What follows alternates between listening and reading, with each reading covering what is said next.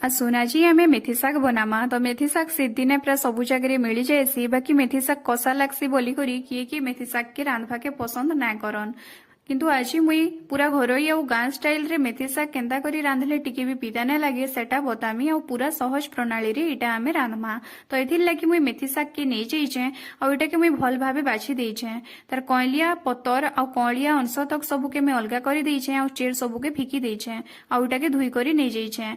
एबे मुई कड़े गुटे बसई करी सेन तेल टिके दे देइछे और गरम करी नैछे एबे तार उपरे मुई मिर्चा गुटे खुटी देइछे तार उपरे मुई गुटे बड़ साइज रो प्याज के काटी करी नै करी पकेकिना भाजी दउछे प्याज के लाल हेबार तक भाजी सारला परे सेन मुई दुईटा बड़ बड़ साइज रो टमाटो के काटी करी नै जाउछे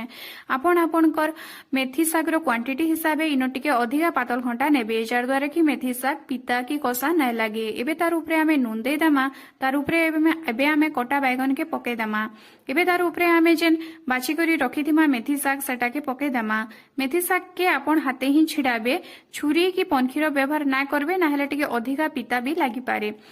सबु के पके पका सारला परे एटा के आमे गुळे दमा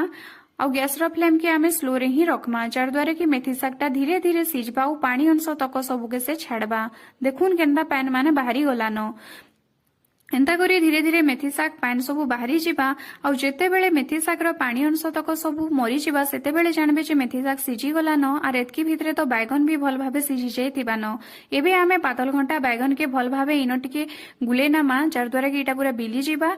और मेथी शाग टा हे जिबा बस एतकी रे हमर हे गला मेथी शाग एंता करी आपण रांधी करी देखुन बहुत बढ़िया लागबा।